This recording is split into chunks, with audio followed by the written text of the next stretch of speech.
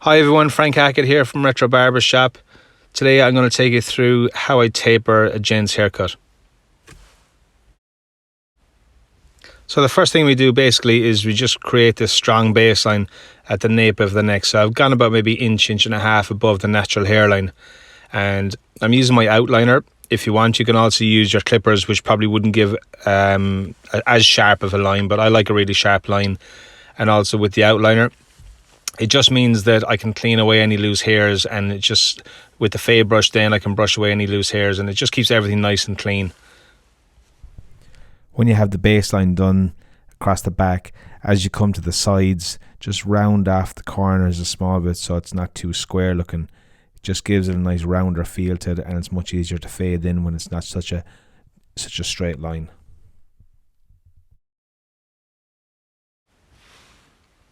Thing we have to do is just to soften out the baseline.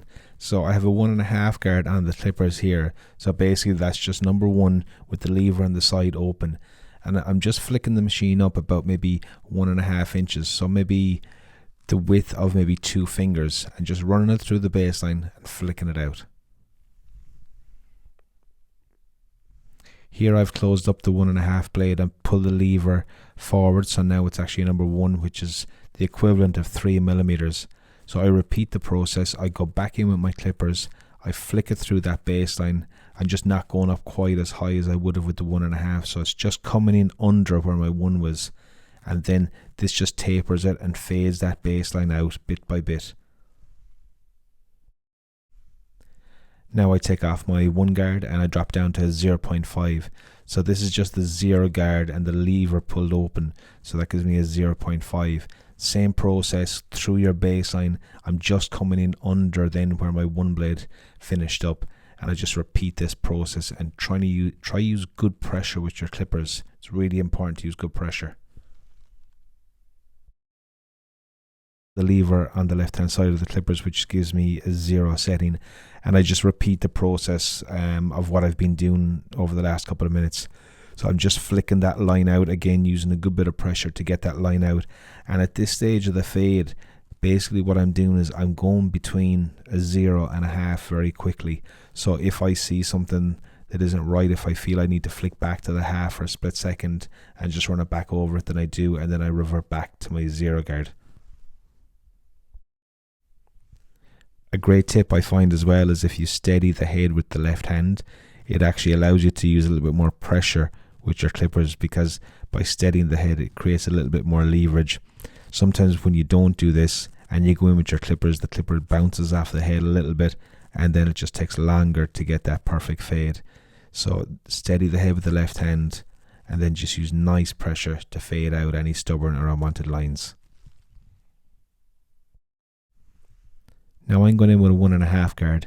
So I would have created a second baseline with my 1.5 guard earlier in the haircut, and now I just want to soften out the area above that.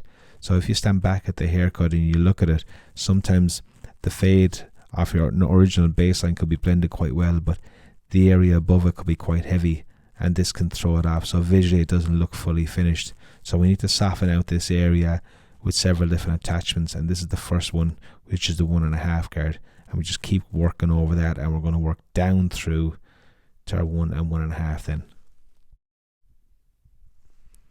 So I continue with this descending technique, and now I move on to my normal 1.5 guard, which is a little bit shorter than the previous one that I used. So basically this descending technique is working down through your attachments all the way down until you get to your 0 blade. So you keep on working down the head closer to that original baseline. So once I have that done, then I drop it down to the 0.5 guard, which is my lever open, and I just keep on repeating the same process. You'll often find as well that I'm going back in with the fade brush, cleaning off the area, just making sure all the loose hairs are gone. You're often going to come across haircuts that are just difficult to fade, and generally it's going to be on darker hair. So if you come across lines or denser areas of hair that are difficult to fade out, put the lever forward and close it up to a 0 setting, or maybe just off it if you like.